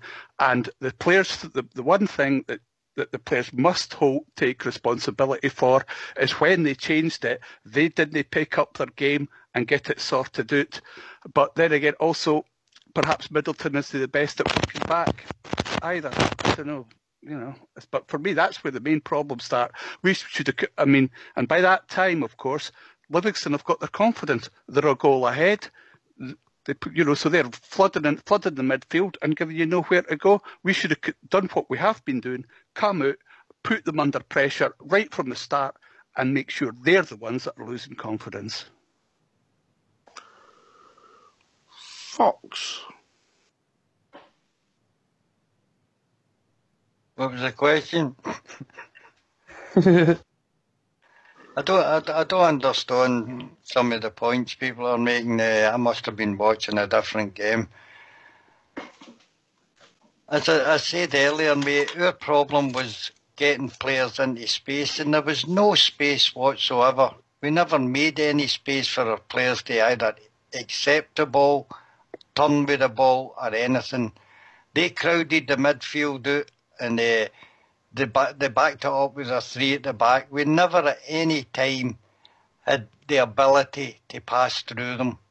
And what we should be doing, instead of this settled formation of 4-3-3 attacking, which we all love at Ibrox because it gives us great entertainment, we score a lot of goals, but you've got to have this thing when you're going to teams like Livingston.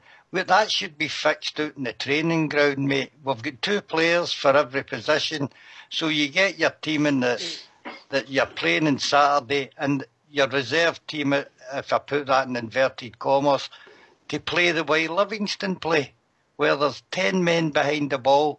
In fact, it was 11. They never at any time tried to close down our back 2 when they had the ball. They get back into position, close down the space and close down the players. And as I say, Lexi Ardfield dropped deep because he had no room in the midfield to pick up the ball and play it. And we need to overcome that. There's got to be times when you play your Robbie, your McCrorys and that, and we've got to go to teams like this and play defensively and hit on the break.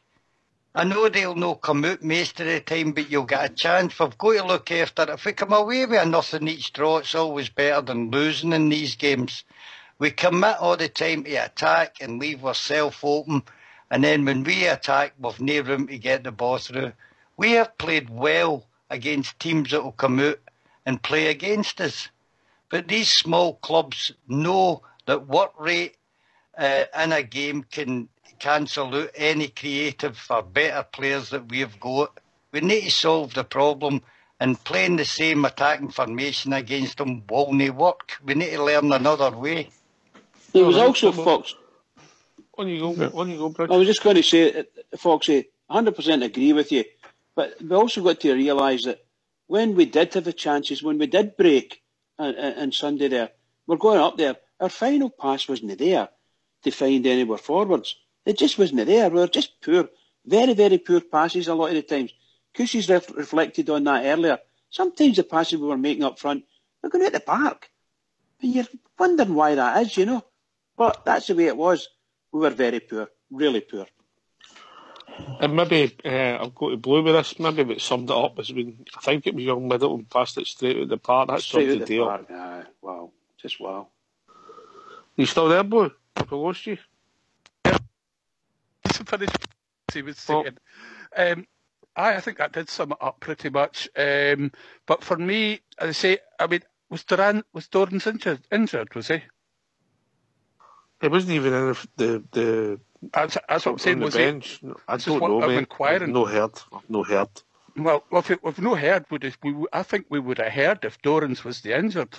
So for me, he's the sort of player that we needed to pick the pass or maybe beat a player and make the pass or whatever to slide through Morelos or, not so much Lafferty, because to me only one of them should have been on the pitch. But he's the sort of player that's, and if he's not on the pitch, then we've got to give time surely to play up. A lot of players, I know that Keenan young players, but if you've not got anybody else, put a ball player from the under-20s in. We've not got any other option unless they've got a fit player. So for me, you've got to use them when you're in this situation, and we needed that was what we needed on a team like that. As well as of course we couldn't spray the ball wide because it was all bunged up on Candias' side because they were doubled up on Candias. So consequently there was no space. Because they did, you saw Barisic get forward a few times, but he didn't get forward very often because it was so difficult for him because he had no support. To me, that it's basic. We should have stuck to the way that we were playing before. And as regards Foxy's point, whereby we've got to find another way of playing. Well, as far as I can remember, did St Johnstone not play a counter-attacking game when we beat them? They gave us problems as well for a big goal to goals. That was at Ibrox, was it no? Doesn't matter where it is; it's still the same situation. They played in a defensive manner, and they hit on the counter. They tried to hit off with the counter attack, and that's what I'm saying. But we came out against St Johnstone and put them under pressure and made them answer our questions, not us answering their question. I think that's too up to a point, boys. I think we were absolutely garbage against St Johnstone for the first 10 minutes until Tavernier scored. And then that just puts a completely different complexion on the game because suddenly then St Johnstone have got to come out. If we don't get an early goal against any of these teams at Ibrox or anywhere for that matter, all it does is reinforce their game plan and makes them sit in even more compact than they've done it previously. I said at the time after the St Johnstone game, an early goal in these games makes such a massive difference to both how we play and what teams have actually got to do after that goal. And I think that was the difference in the St Johnstone game. Plus the fact, obviously, we're playing at home helps as well. But we had a goal. The James Tavernier's free kick was literally out of absolutely nothing, and that was the only thing we done for the first 10 minutes. You don't get the early goal, and then it just becomes a bit of a struggle. And I think against Livingston, we never looked as if we were going to get a free kick in the 18-yard line, for example, that we could actually get a shot at goal because we weren't far enough up. I know Morelos was doing a bit of kind of throwing himself about to try and get the free kicks, but it never materialised. So as I say, a change of formation would only have made any difference in Livingston if these boys are going to come on and do something different and have a different attitude.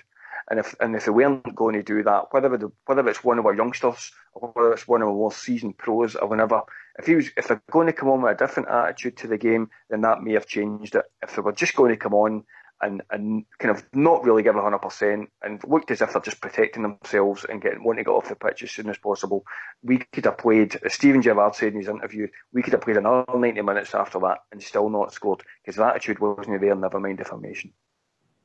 But changing the personnel without changing the tactics was never going to make any difference in that game, Cushy, for me. No, that's what I'm saying. I think we could have changed personnel all day. What I'm saying is, that's exactly what I'm saying. We could have changed personnel all we liked, but unless these boys were going to come on with a different attitude, it wouldn't have made any difference. This 4-4, kind of 4-4-2 that we started off with just looked an absolute shambles, but even changing it after that, did it really change our attitude and the way the players were playing? If anything, we get worse. Our passing get worse. Nothing changed. Bad day at the office, and I think that is mostly down to the players' attitude and the way that they were put out. And I said right at the top of this show, I think, personally speaking, Gerrard took this game too lightly. That attitude permeated into the players on the park, and they just thought they could turn up, and this was going to be 3 points in the bag, and they were sadly mistaken. Can I ask a question, Cushy? Why does his focus appear to be on Europe more than it does on the league, regardless of what you say? I spoke to you about this in the lobby last night. On Friday night. I think, he has said that the focus is absolutely the league. But I said, if that's the case, don't have Ryan Kent on for 90 minutes against Ayr, and then have him sitting on the bench in your league game, your difficult league game against Livingston. That made absolutely zero sense to me, and he was the one boy that looked as if he wanted to run at players. Because if you've got a really, really solid team that you're playing against, you have got to. There's two ways you're going to break them down. You're going to get round the back of them, round the sides of them, and get crosses in, or you're going to have to commit them and take players on. So when you leave a player for dead, there is space opened up suddenly in front of you. Ryan Kent fulfills that criteria in both counts. He can hit the byline, but he can also actually commit players. And he was the only player that looked as if he could actually do that. I think personally what Gerrard said is absolutely right. I think he is focused absolutely on the league, but I think he took this game, as many English managers have done before him, I think he took Livingston away far too lightly, and I hope that is, if we're going to learn one lesson from it, that is the lesson to learn from this game. Don't put out a weakened team. Don't take these people lightly, because you're going to come on a cropper. Can I come in on that, Oxford? Right. No, go on, Foxy, go on. I was just going to say, in his pre-match conference, he said that the first goal would be vital in this game, and it turned out to be correct, mate.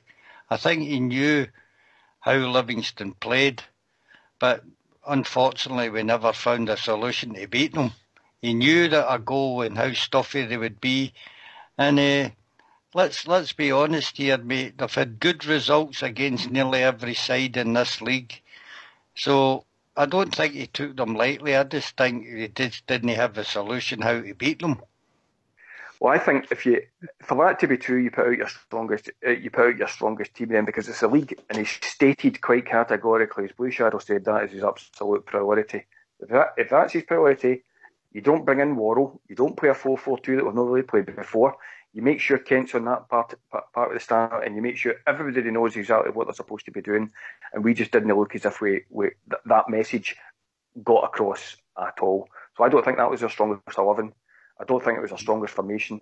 And that's the two questions that's the two questions raised from me. If the league is supposed to be the priority, why are we going out with a weakened formation? And why are we going out with different players? On you go, Bridge. Right, but just to say a couple of points. Look, I said the other day when I was before the pre-match show, and I said there, I urge caution with people thinking we're going to win 3-0. Obviously, I hope they win 6-0, but urge caution, because they're not a bad wee side. Just like Foxy said, they're not a bad wee side. They've played some tough, good teams, or better teams, bigger teams, and came out well, getting draws and victories. So they weren't, shall we say, joint second in the league for nothing, and they're a good run. And I'm afraid we came up against it. However, I'd like to ask two questions, or two you played points double in the for game. 2 points in the game, right? Did anybody see? I know there was a couple of claims for a penalty. Did anybody see if it was genuine, or? I never Listen, saw. I'll be honest with you. Yesterday, I don't think there was any decisions for the referee to make, mate. I didn't think so either. I didn't think so. Unless anybody else in the panel thinks different, I think that too. It's just maybe hope more than anything else, However, in saying that, again, I'll say it again. Our manager, he needs to get his act together, and we need to remember one thing as well.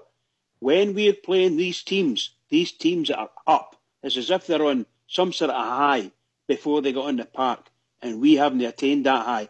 And it's half an hour before we even think about why are these people playing better than us, that kind of thing.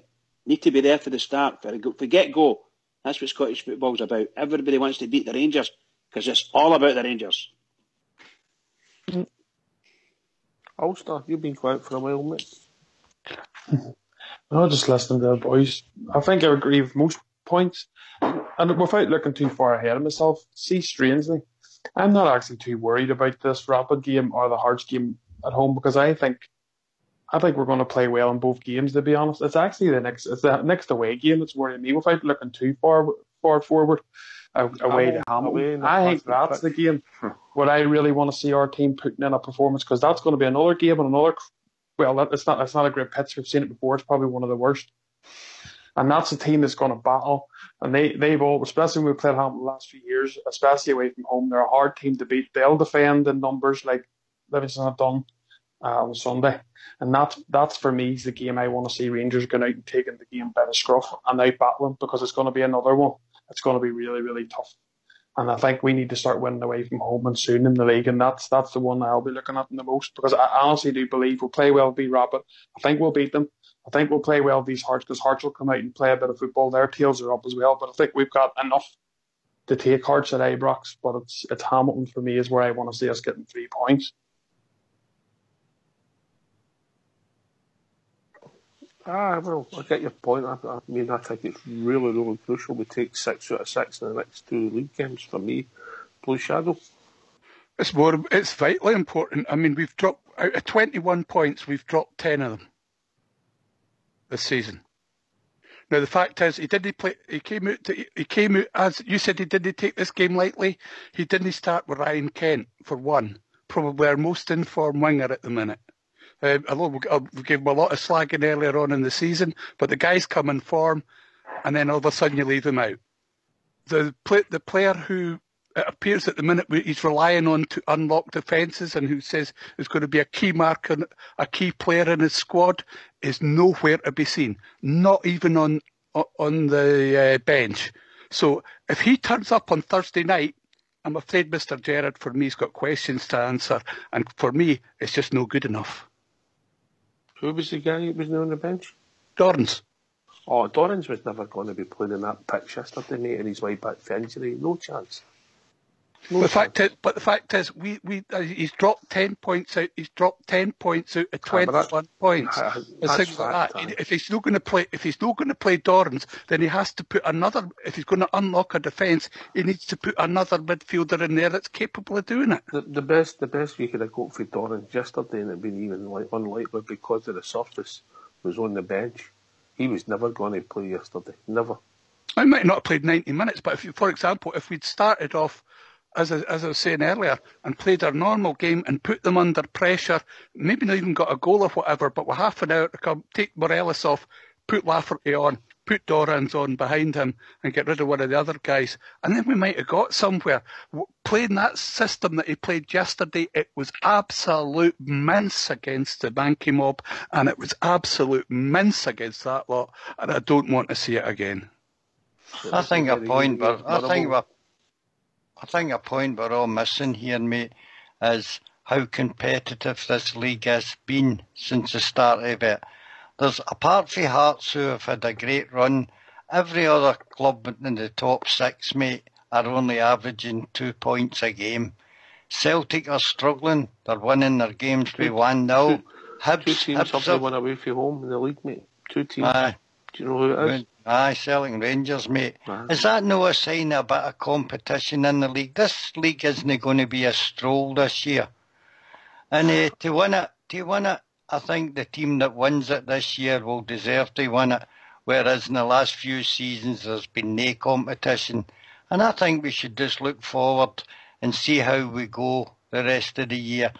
At the present time, there's a big gap between us and Hearts, mate. But the other 5 teams is all within 3 points each other. It hasn't been a disastrous start. It's been a good, tough competition so far. How long that'll last, we don't know. But there's none of the big sides. Look at Aberdeen are, mate. They've played 7 games and they're 2 points less than us, and we think we've had a disastrous start. Celtic are 2 points in front of us, hardly scoring a goal. Kilmarnock are probably round about where we might have thought they would be in 4th place. Livingston are the shock team in the league, and Hibs are this level with them. It's competitive. It's a thing we've been moaning about in Scotland for a long time, where we think that Rangers and Celtic can just go and win wherever they think wherever they're sent. It's going to be a tough year because there's no a lot between all the teams at this present time. For me, it'll change after Christmas, New Year time, when some of the smaller clubs start to get suspensions and injuries. I think some of them will fall away. But the winner will need to come out of this pack, and I think it'll not happen to you after January. Can I come in there, Winner? On you go, mate. I agree with you, Fox.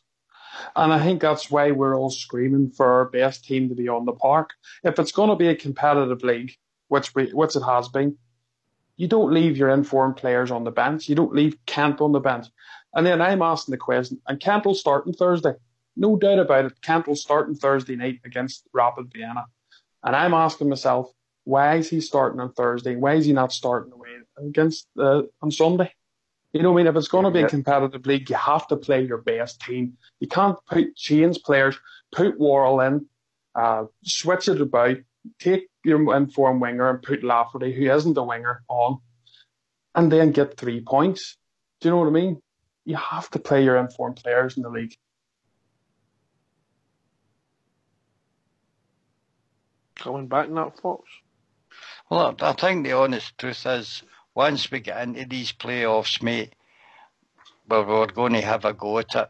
You need to remember, I think it's about 900,000 or something a game in prize money, or is it 450? I can't remember. There's a lot of money at stake here. And I can see maybe the board asking Gerrard to have a go in the Europa League, mate.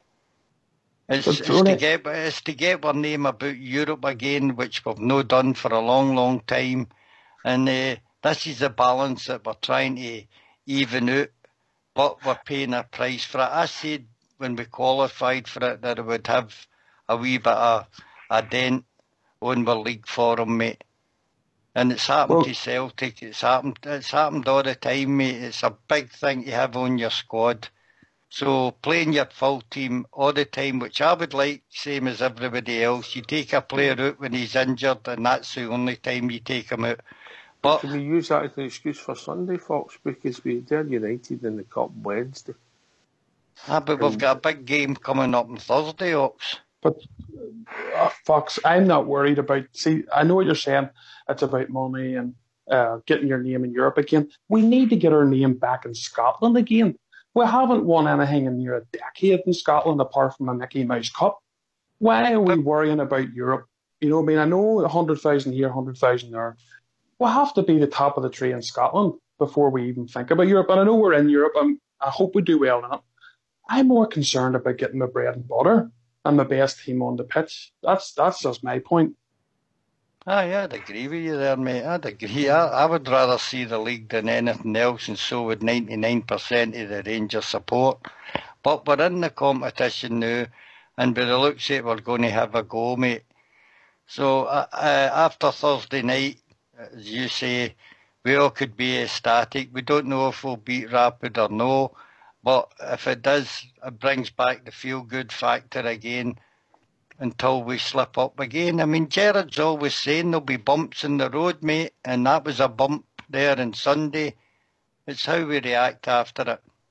I agree. Every single game that comes up, it's a massive game for Rangers. We take every game. The next game's the most important. No matter which competition it's in, it's the most important game. It's the biggest game of our season as we go forward. And we have to, as a team, we have to want to win it. And it looks like we didn't want to win on Sunday, but we need to want to win every game, every single game. And that's up to the manager and his coaching staff to get that into our players' heads. They have to win, and I want to win every game. There's no easy games now. Every game must be a winner. And there's a few hundred tickets left. Well, hundreds of tickets left. No thousands, hundreds of tickets left for Thursday night. So let's see if we can get it a sale there. On you go, boy. Couldn't disagree with Bridgeman more. You've got to pick which ones we've got to now. The European competition was important up until we qualified for the group stages. For me, Now he should have shifted his concentration onto the league, because the fact is that only by winning the league is the only way you get into the Champions League, and there's far more money in the Champions League than there is in the Europa League if you want to take it down to a financial point. And also as well, for the fans would far rather have success domestically than qualify for the group stages for the European competition, because the fact is we ain't going to win that, that's for sure. So the fact is, for me, certainly for myself, I'd rather have success domestically and then focus on that. Shadow, can I just ask you one thing, pal? It's the last question I've got for anybody for tonight. Ever? From where we are right now, from where we are in the league, do you actually think that we're going to win that league? We've still got a chance of winning that league. Well, we've got a chance. We've got a chance because we're in it. Fox's point is it's very, very tight. And obviously we're not sitting, it doesn't look good, the league table, but if we'd have won 1-0 and played awful yesterday, we'd have been sitting second. 6-pointer. 6-pointer. Well, that's what I say. It should have been focusing, and as Ulster was saying, playing his best team there. Thursday night, if he wanted to mess about with the team, Thursday night's the night he should have done it. Anyway, gentlemen, we've reached that time of the evening. Can I thank you all? Bridgeman. Oh, what can I say? It's another great night, great discussions, and magic to everybody. Well done. Can I just say to all the Rangers fans all over the world, and particularly Rangers fans on here on Rangers Radio, every single one is, as discussed tonight, keep it going for the Rangers, because the Rangers really need us. They really need us. Keep it going. Can I thank your good self, Bridgeman, Cushy, Fox, Blue Shadow, Big Ulster, JFK, and of course George Logan for taking the time to join us here in Rangers Radio. This has been Rangers Radio. We'll be back tomorrow night between 9 and 11 talking about all things Rangers. Take it away, Fox.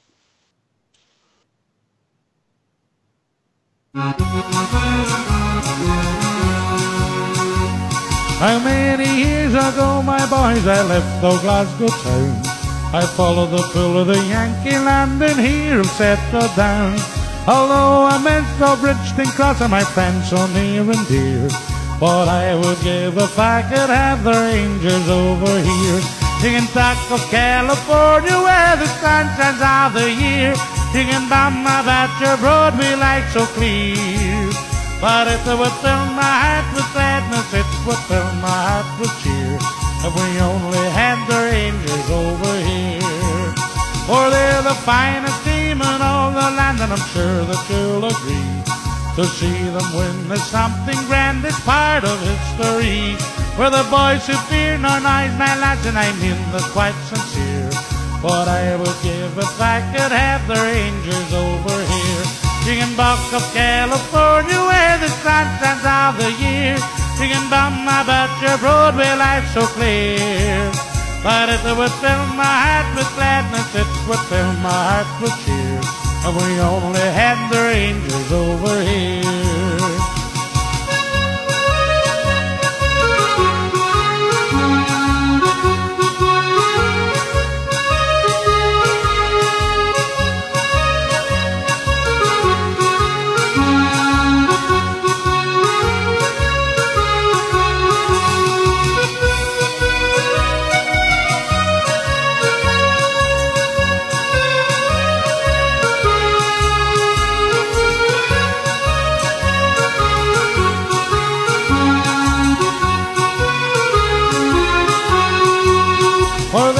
Finest team in all the land, and I'm sure that you'll agree. To see them win is something grand, it's part of history. We're the boys who fear no noise, my lads, and I mean this quite sincere. What I would give if I could have the Rangers over here. Singing talk of California where the sun shines all the year, singing Bum about your Broadway life so clear. But it would fill my heart with sadness, it would fill my heart with cheer, if we only had the Rangers over here. If we only had the Rangers over here. If we only